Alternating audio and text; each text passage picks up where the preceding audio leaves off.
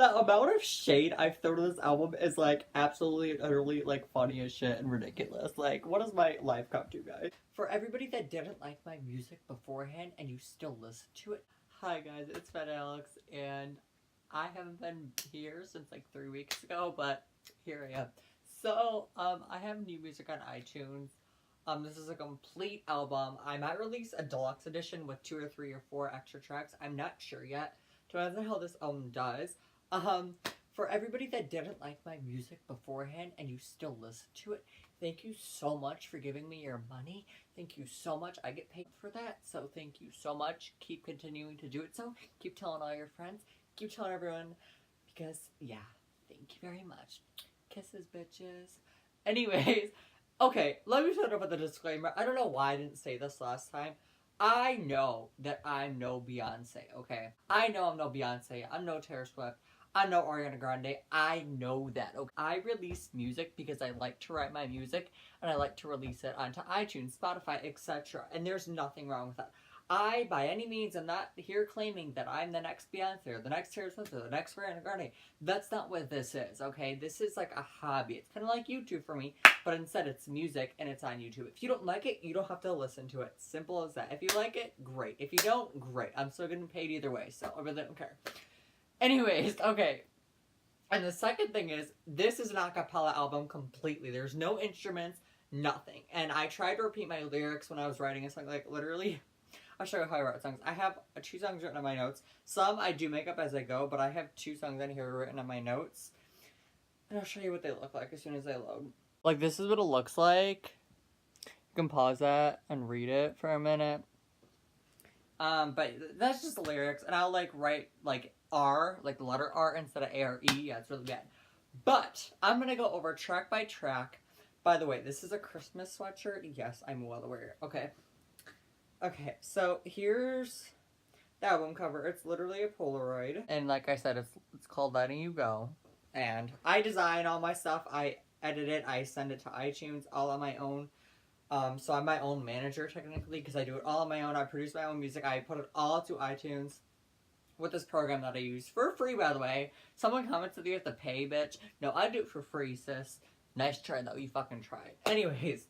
So Letting You Go is basically a song about moving on from someone, and then they, like, want to know all your business and where you're at and what you're doing, like, you know, so that was, after that, like, this whole album changed, like, what it was, like, I was originally going to title it something else as I was going along with it, or no, maybe I didn't know what it was going to be called at first, but, because I just write the music first, and then I, like, make album covers and album titles and all that stuff later.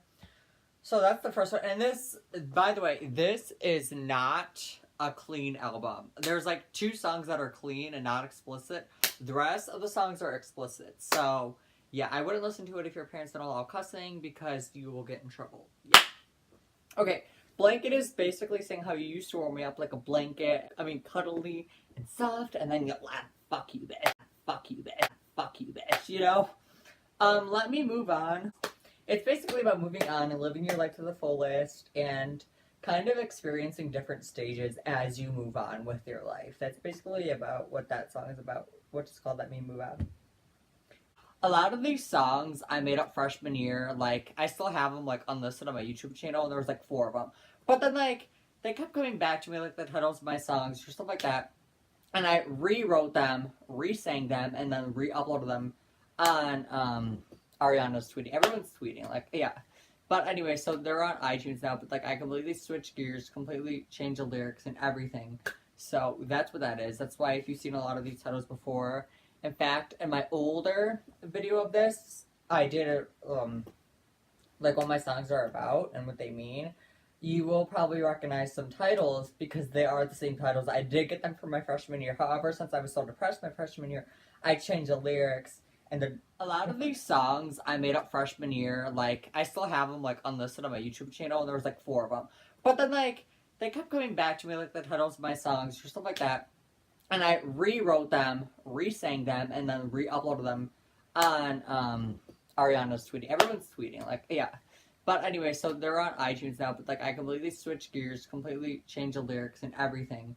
So that's what that is. That's why if you've seen a lot of these titles before, in fact, in my older video of this, I did like what my songs are about and what they mean, you will probably recognize some titles because they are the same titles. I did get them for my freshman year. However, since I was so depressed my freshman year, I changed the lyrics and they're different now. Yeah, the next one's called Talking to You.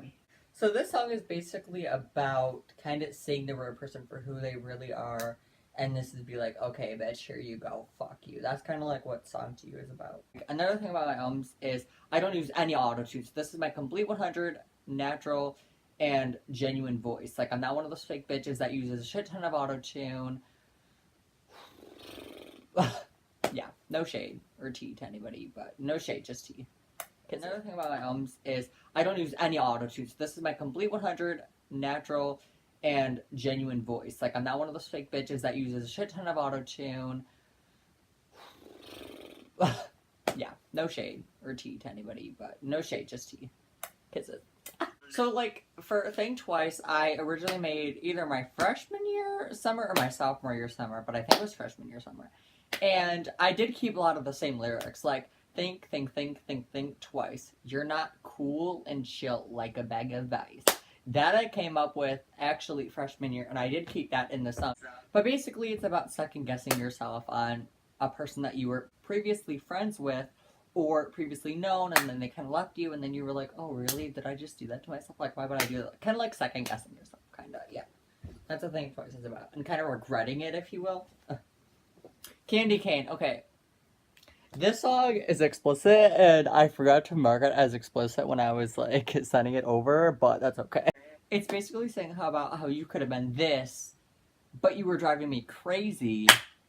Got a long list of ex-lovers, they'll tell you I'm insane, but I've got a blank space, baby, and I'll write your name. Blonde and Brunette, okay. So, I originally did this song freshman year as well, and I said, I'm blonde. You're brunette. Oh, snap. It's like, opposites attract. Those are the original lyrics, but eventually I did change them, and here, the song called Blonde and Brunette.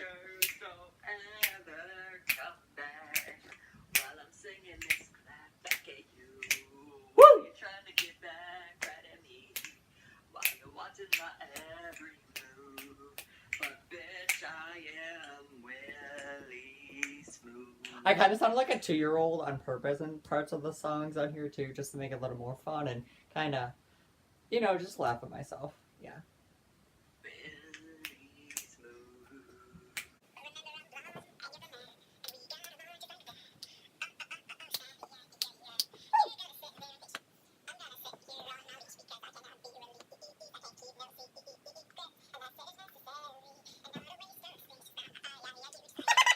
The amount of shade I've thrown at this album is like absolutely utterly like funny as shit and ridiculous. Like, what does my life come to, guys? This song is basically stating that just because you got along at first doesn't mean you're gonna get along in the future, and just because someone left you doesn't mean they're always gonna come back. That's what Blonde and Brunette is about.